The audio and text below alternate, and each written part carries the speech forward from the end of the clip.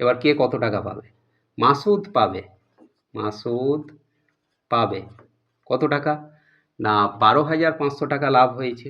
তাহলে 12,500 গুণ, এখানে আনুপাতিক ভাগ হার মাসুদের ক্ষেত্রে 2-এর এই দুটো যোগ করে 3 2 5। গাইডেন্স সাপোর্ট ম্যাথ এডুকেশন ক্লাসে সবাইকে স্বাগত জানিয়ে শুরু করছি আজকের অঙ্কের ক্লাস।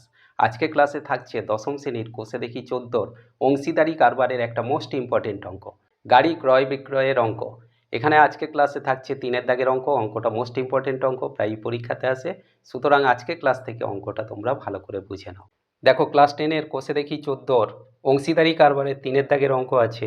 শোভা ও মাসুদ দুজনে মিলে 2,50,000 টাকায় একটি গাড়ি কিনে 2,62,500 টাকায় বিক্রি করলেন। গাড়িটি কেনার সময় শোভা মাসুদের 1.5 গুণ টাকা দিয়ে থাকলে কে কত টাকা লভ্যাংশ পাবেন তা হিসাব করে লিখি। দেখো, ক্লাস 10-এর কোষে দেখি 14 অংশীদারি কারবারের আজকের ক্লাসের 3-এর দাগের অঙ্ক, গাড়ি ক্রয় বিক্রয়ের অঙ্ক। তাহলে প্রথমে আমরা ধরে নিচ্ছি যে একটা গাড়ি শোভা আর মাসুদ দুজনে মিলে কত টাকায় কিনেছে? না 2,50,000 টাকায় কিনেছে। কিনে সেই গাড়িটা 2,62,500 টাকায় বিক্রি করেছে।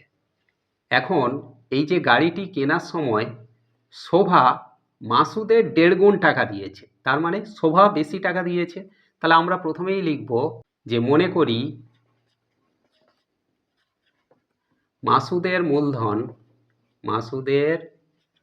মূলধন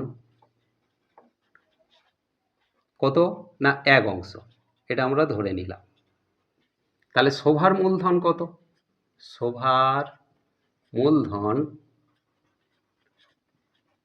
মাসুদের 1.5 গুণ, তার মানে 1/1.2 গুণ।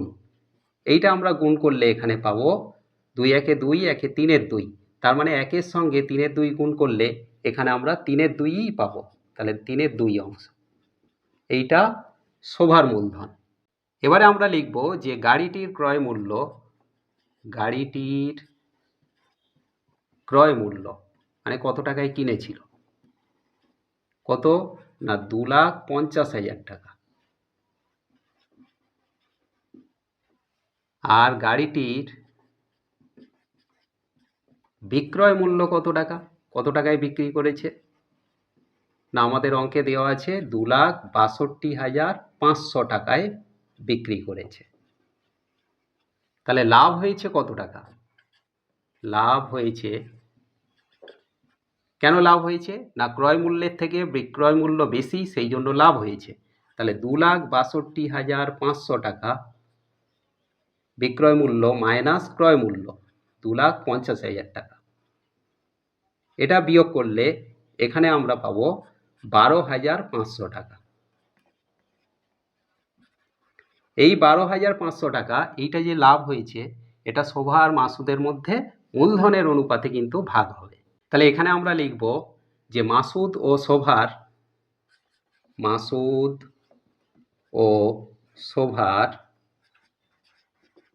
মূলধনের অনুপাত।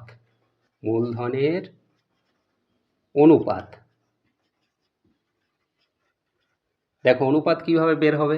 1 অংশ মাসুদের, তাহলে 1:, শোভার অংশ 3 2, তাহলে 3 2।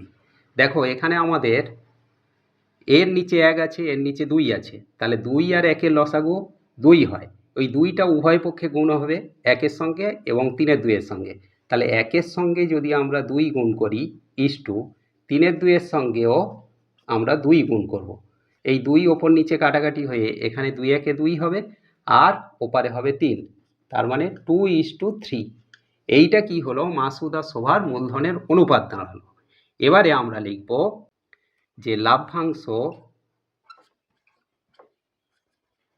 থেকে এবার কে কত টাকা পাবে? মাসুদ পাবে কত টাকা? না 12,500 টাকা লাভ হয়েছে। তাহলে 12,500 গুণ, এখানে আনুপাতিক ভাগ হার মাসুদের ক্ষেত্রে 2-এর এই দুটো যোগ করে 3 2 5। এই 5-এর সঙ্গে 12,500 কাটাকাটি করলে 5 2 10, 5 5 25, তাহলে 2500। এই 2500-র সঙ্গে 2 গুণ করলে 25 দুগুণে 50, তাহলে 5000 টাকা। এইটা কে পাচ্ছে? না মাসুদ পাচ্ছে। তাহলে শোভা কত টাকা পাবে? শোভা পাবে 12,500 এর সঙ্গে এর আনুপাতিক ভাগহার 3-এর দুটো যোগ করে নিচে হবে 5। এই 5-এর সঙ্গে এটা কাটলে সেই 2500 এখানে পাবো। তাহলে এই 2500-র সঙ্গে 3 গুণ করলে 25 3-এ 75, তাহলে 7,500 টাকা। এই যে 7,500 টাকা আর 5,000 টাকা এই দুটো যোগ করলে 7 5-এ 12,500 টাকা, যেটা গাড়িটা বিক্রি করে তাদের লাভ হয়েছিল। আশা করি আজকের ক্লাস থেকে গাড়ি ক্রয় বিক্রয়ের এই যে ইম্পর্টেন্ট অঙ্কটা তোমরা ক্লিয়ারলি বুঝতে পারলে। এমন সব অঙ্কের সহজ সরল ভিডিও পাওয়ার জন্য অবশ্যই গাইড অ্যান্ড সাপোর্ট চ্যানেলটিকে সাবস্ক্রাইব করে সঙ্গে থেকো। দেখা হচ্ছে পরবর্তী ক্লাসে।